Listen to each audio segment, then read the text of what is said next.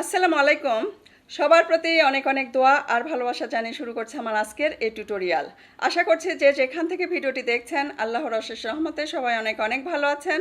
আলহামদুলিল্লাহ আমরাও ভালো আছি। আজকে আমি আপনাদের সাথে রেস্টুরেন্ট স্টাইলে চিকেন থাই স্যুপ, ইজি এবং পারফেক্ট মেজারমেন্ট ফলো করে ক্যারামেল পুডিং আর কুল টেস্টি লিচি মিল্কশেকের একটা ভিডিও শেয়ার করব। প্রথমে আমি দেখিয়ে দিচ্ছি রেস্টুরেন্ট স্টাইলে চিকেন থাই স্যুপের রেসিপিটি। যে পরিমাণ চিকেন থাই স্যুপ আজকে আমি এখানে প্রিপেয়ার করব তা অ্যাটলিস্ট 10 জনের মাঝে আপনারা সার্ভ করতে পারবেন। চিকেন থাই স্যুপ তৈরি করার জন্য মেইন যে ইনগ্রেডিয়েন্টসটা দরকার সেটা হচ্ছে লেমন গাছ বা থাই পাতা। এই গাছটা আমি একটা নার্সারি থেকে কিনে এনে আমার ফ্ল্যাটের করিডোরের টবে লাগিয়ে দিয়েছিলাম।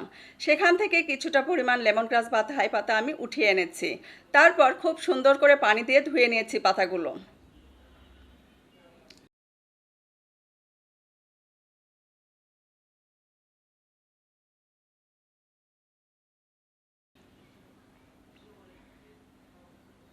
গোড়ার কালো অংশটা আমি ফেলে দিচ্ছি। পাতার চেয়ে কিন্তু গোড়ায় বেশি ফ্লেভার থাকে, তাই গোড়ার শক্ত অংশটাকে আমি চাকুর নিচে শক্ত অংশটা দিয়ে থেতলে নিচ্ছি যাতে এর ভেতর থেকে ভালোভাবে ফ্লেভার রিলিজ হতে পারে।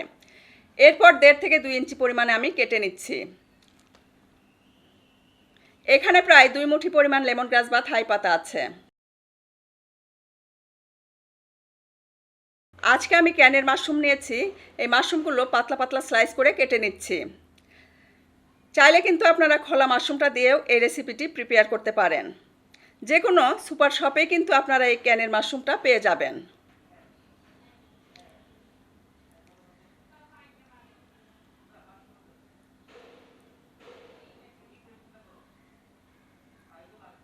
যারা ফেসবুক থেকে ভিডিওটি দেখছেন প্লিজ ভিডিওটিতে লাভ রিঅ্যাক্ট দিবেন, লাইক আর ফলো দিয়ে রাখবেন, সেই সাথে ভিডিওটি শেয়ার করে দিবেন।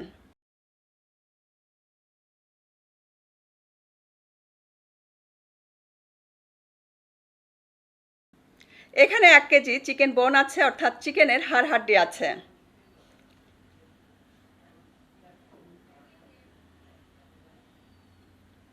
দিয়ে দিচ্ছি 3 লিটার পানি।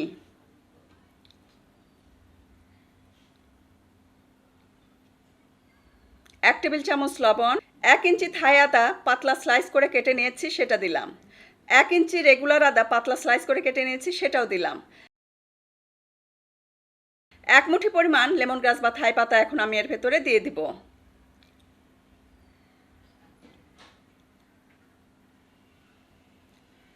দিয়ে দিচ্ছি 1 চা চামচ সাদা গোলমরিচের গুঁড়া।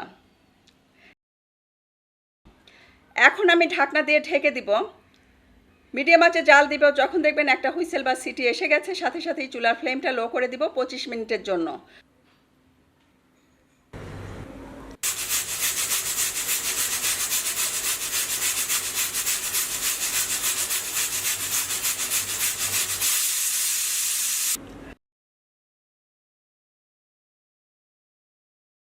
পঁচিশ মিনিট পরে দেখতেই পাচ্ছেন চিকেন স্টক কিন্তু আমার রেডি হয়ে গেছে। এখন আমি এই চিকেন স্টকগুলো ছেঁকে নেব।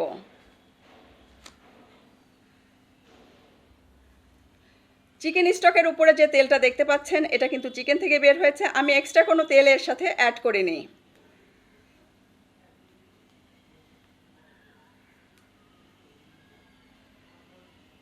চুলার ফ্লেমটা হাই ফ্লেমে রেখেছি। এখন আমি বাকি 1 মুঠি পরিমাণ লেমন গ্রাসটাও দিয়ে দিলাম। দিয়ে দিচ্ছি 1 ইঞ্চি থাই আদা পাতলা স্লাইস করে কেটেছিলাম, 1 ইঞ্চি রেগুলার আদা, এখানে হাঁসের ডিমের কুসুম আছে 4টা, 300 গ্রাম জুলিয়ান কাট করা চিকেন পিসগুলো দিয়ে দিচ্ছি, 500 গ্রাম চিংড়ি মাছ কেটে ধুয়ে 300 গ্রাম হয়েছে সেটা দিচ্ছি। দেখতে পাচ্ছেন চিংড়ি মাছের লেজের কাঁটাটা ফেলে দিয়েছি, খোসা ফেলে দিয়েছি, মাথাটা ফেলে দিয়েছি, পিঠের যে রগটা ছিল সেটাও কিন্তু ফেলে দিয়েছি। লেজের দিকে খুব অল্প পরিমাণে খোসা রেখেছি যাতে করে দেখতে ভালো লাগবে। দিয়ে দিচ্ছি হাফ কাপ কর্নফ্লাওয়ার। চাইলে কিন্তু আরও 2টা হাঁসের ডিমের কুসুম আপনারা এর সাথে অ্যাড করে দিতে পারেন। পানি দিয়ে দিব 1/3 কাপ পরিমাণ। খুব সুন্দর করে মাখিয়ে নিব।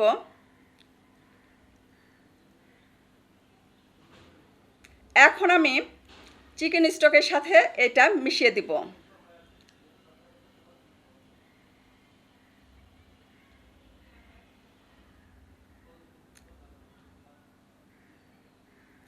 কন্টিনিউয়াসলি নাড়তে থাকবো যতক্ষণ না পর্যন্ত বলক চলে আসে। এখানে জর্দার রং অল্প পানির সাথে মিশিয়ে দিচ্ছি, এটা অপশনাল, ইচ্ছা হলে দিবেন, না হলে এটাকে স্কিপ করবেন।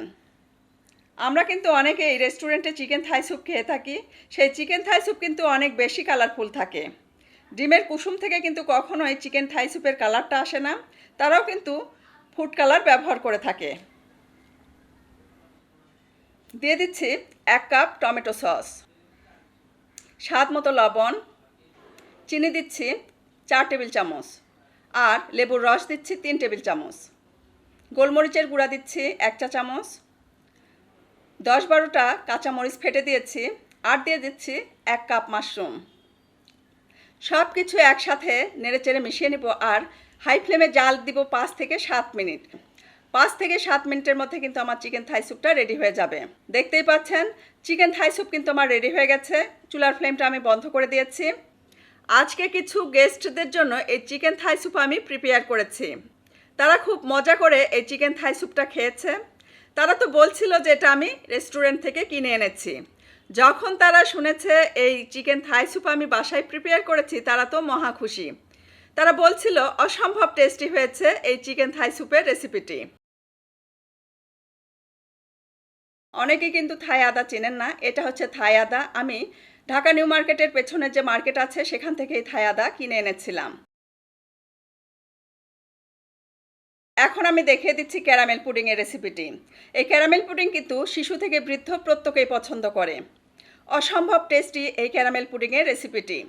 ক্যারামেল পুডিং তৈরি করার জন্য প্রথমে আমাকে ক্যারামেল রেডি করে নিতে হবে। এই জন্য একটা প্যানে দিয়ে দিচ্ছি 1/3 কাপ চিনি। মিডিয়াম আঁচে জাল দিয়ে ক্যারামেলটা আমি রেডি করে নিব। দেখতেই পাচ্ছেন চিনির কালার কিন্তু চেঞ্জ হওয়া শুরু হয়ে গেছে। যখন দেখবেন হালকা কালার চলে এসেছে, সাথে সাথে স্প্যাচুলার সাহায্যে নেড়েচেড়ে কিন্তু আপনাকে ক্যারামেলটা রেডি করে নিতে হবে। কোনো ক্রমেই ক্যারামেল যেন পুড়ে না যায়, অবশ্যই কেয়ারফুলি ক্যারামেলটা রেডি করে নেবেন। ঠিক এরকম গোল্ডেন কালারেই কিন্তু ক্যারামেলটা আমি নামিয়ে নিব। ক্যারামেল পুড়ে গেলে কিন্তু বাজে গন্ধ হবে, খেতেও খারাপ লাগবে। এখন আমি একটা ওভেন প্রুফ বাটিতে ক্যারামেলটা ঢেলে নিচ্ছি। যেহেতু কাচের বাটি, তাই ক্যারামেল দেওয়ার সাথে সাথেই কিন্তু ক্যারামেলটা জমে গেছে। এতে ভয় পাবার কিছুই নেই, ক্যারামেল পুডিং কিন্তু পারফেক্টভাবে তৈরি করা যাবে। অনেক সময় 1 বছরের বাচ্চাদের কিন্তু আমরা ডিম সিদ্ধ কিংবা ডিম পোস্ট খাইয়ে থাকি।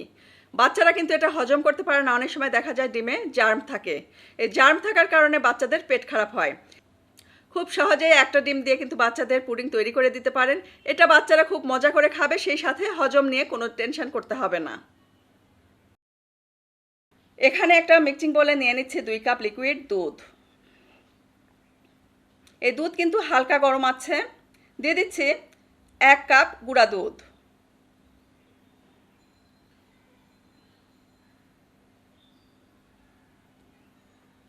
এগ হুইক্স দিয়ে খুব সুন্দর করে নেড়েচেড়ে মিশিয়ে নিব। নাড়তে নাড়তেই কিন্তু দুধটা ঠান্ডা হয়ে যাবে।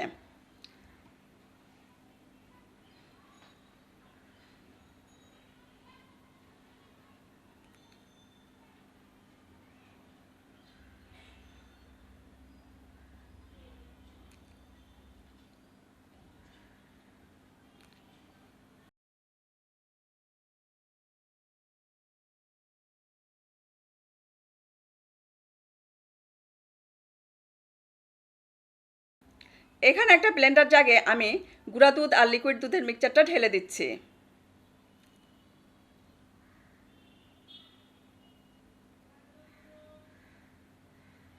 দিয়ে দিচ্ছি 4টা মুরগির ডিম।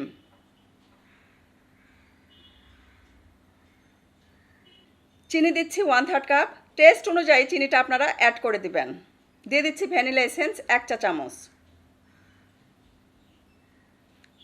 ভ্যানিলা এসেন্সের পরিবর্তে কিন্তু 1 চিমটি বা 2 চিমটি এলাচের গুঁড়াটাও আপনারা দিয়ে দিতে পারেন। সব কিছু একসাথে খুব সুন্দর করে আমি ব্লেন্ড করে নেব। ব্লেন্ড করার সময় অবশ্যই খেয়াল রাখবেন চিনি যেন খুব ভালোভাবে মিশে যায়।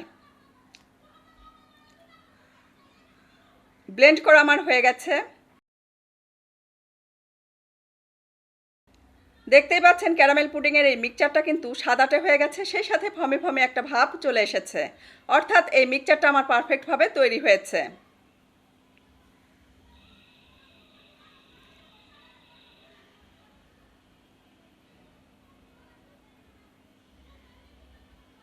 এখন একটা ফয়েল পেপার দিয়ে এটাকে আমি ঢেকে দেব।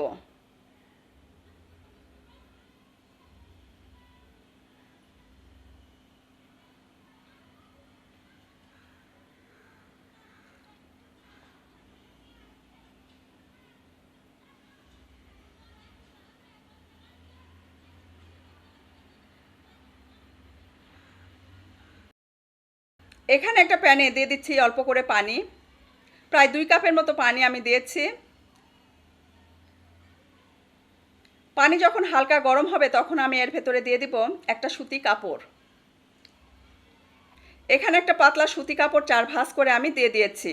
তারপর একটা স্ট্যান্ড বসিয়ে দিলাম আর কাচের এই পাত্রটাও বসিয়ে দিচ্ছি। এখানে চাইলে কিন্তু আপনারা সুতি কাপড়ের পরিবর্তে রুমাল দিতে পারেন কিংবা কিচেন টিস্যুও দিতে পারেন। 40 মিনিট আমি লো ফ্লেমে রেখেছিলাম।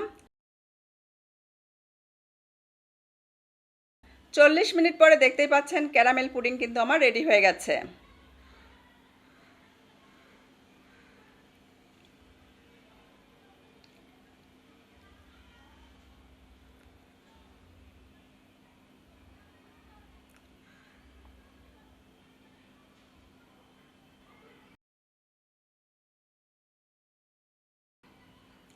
গরম গরম অবস্থাতেই কখনোই ক্যারামেল পুডিং আপনারা কিন্তু মোল্ড আউট করবেন না, এতে করে কিন্তু পুডিংটা ভেঙে যাওয়ার একটা চান্স থাকে। অবশ্যই পুডিংটা ঠান্ডা করে নেবেন, তারপর চাকু দিয়ে পুডিংয়ের ধার আপনারা আলগা করে নেবেন। ঠিক এইভাবে চাকু দিয়ে আপনারা ধারগুলো আলগা করে নেবেন।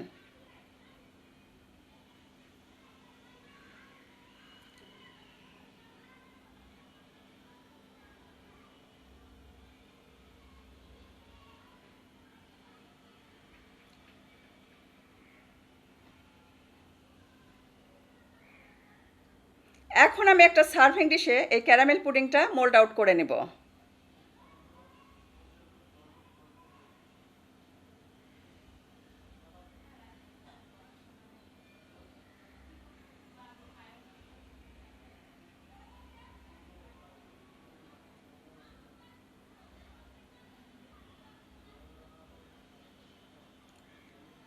এই ক্যারামেল পুডিং দেখতে যেমন কালারফুল হয়েছে, খেতেও কিন্তু আলহামদুলিল্লাহ অসম্ভব সফট এবং টেস্টি ছিল।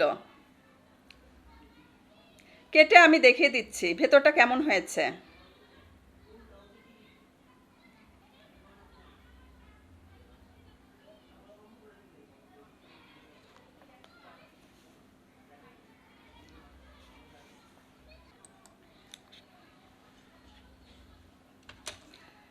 এ জীবনে অকেশনালি এই পুডিংটা আমি 100টারও বেশি তৈরি করেছি। অসম্ভব টেস্টি এই পুডিংয়ের রেসিপিটি।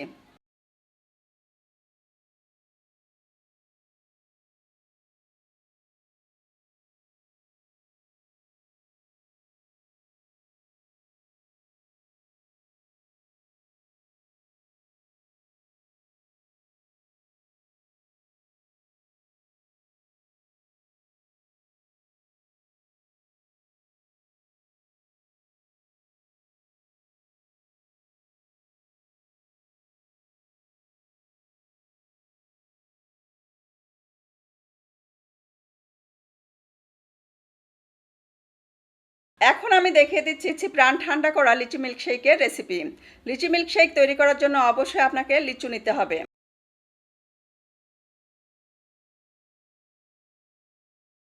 এখানে দেখতে পাচ্ছেন টুকটুকে লাল লিচু নিয়েছি এবং এই লিচুগুলো কিন্তু অসম্ভব মিষ্টি। বিচি আর খোসা ফেলে দিয়ে আমি 1 কাপ লিচু নিয়ে নিব। তবে কেয়ারফুলি কাজটা করবেন, অনেক সময় কিন্তু লিচুর মুখে পোকা থাকে, সেটা দেখে নেবেন।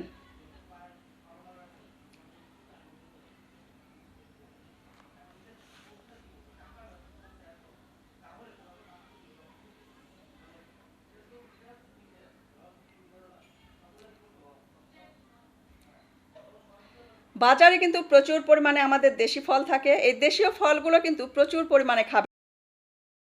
ডিহাইড্রেশন দূর করার জন্য অবশ্যই পানি এবং পানি জাতীয় খাবার বেশি বেশি খেতে হবে, যেমন মিল্কশেক, বিভিন্ন ধরনের দেশীয় ফলের জুস কিংবা শরবত। শরবতে কিন্তু চিনি বা গুড়ের পরিমাণটা একদমই কম দিবেন, তবে লেবুর পরিমাণটা কিন্তু বেশি দিবেন, তবেই কিন্তু এই শরবতটা আপনার দেহের জন্য উপকারী হবে।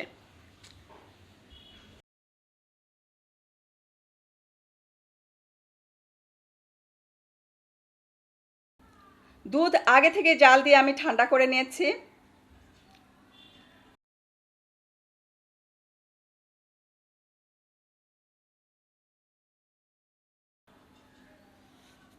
এখন আমি ব্লেন্ডার জাগে দিয়ে দিচ্ছি 2 কাপ ঠান্ডা ঠান্ডা গরুর দুধ।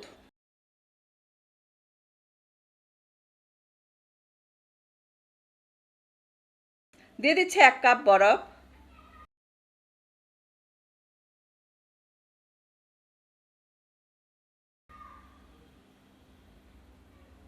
এক কাপ লিচু, এই লিচুগুলো কিন্তু ফ্রিজে রেখে আমি ঠান্ডা করে নিয়েছি।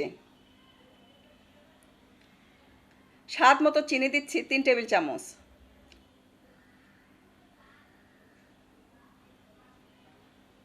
গুঁড়া দুধ দিচ্ছি 1/3 কাপ। সব কিছু একসাথে ব্লেন্ডারে ব্লেন্ড করে নেব। লিচু দানা দানা রেখেই কিন্তু আমি এটাকে নামিয়ে নেব। একেবারে মিহি ব্লেন্ড করার কোনো দরকার নেই। যখন লিচুর দানাগুলো আপনার মুখে পড়বে তখন কিন্তু খেতে খুব ভালো লাগবে। চাইলে কিন্তু এ পর্যায়ে আপনারা আরও কিছু লিচু কুচি কুচি করে কেটে দিয়ে দিতে পারেন। ঠান্ডা ঠান্ডা এটাকে সার্ভ করব। অসম্ভব টেস্টি এবং অসম্ভব প্রাণ ঠান্ডা করা এই রেসিপিটি আশা করছি সবার কাছে খুব ভালো লাগবে। ভিডিওটি ভালো লাগলে অবশ্যই একটা লাইক দিবেন, শেয়ার করবেন ফ্যামিলি অ্যান্ড ফ্রেন্ডসদের সাথে। সেই সাথে আমার ইউটিউব চ্যানেলটি সাবস্ক্রাইব করে সাথেই থাকবেন। ইনশাল্লাহ আগামীতে আবারও দেখা হবে নেক্সট কোনো এপিসোডে নতুন কোনো রেসিপি নিয়ে। সে পর্যন্ত সবাই ভালো থাকবেন, সুস্থ থাকবেন, আমাদের জন্য দোয়া করবেন। আল্লাহ হাফেজ। আল্লাহ হাফেজ।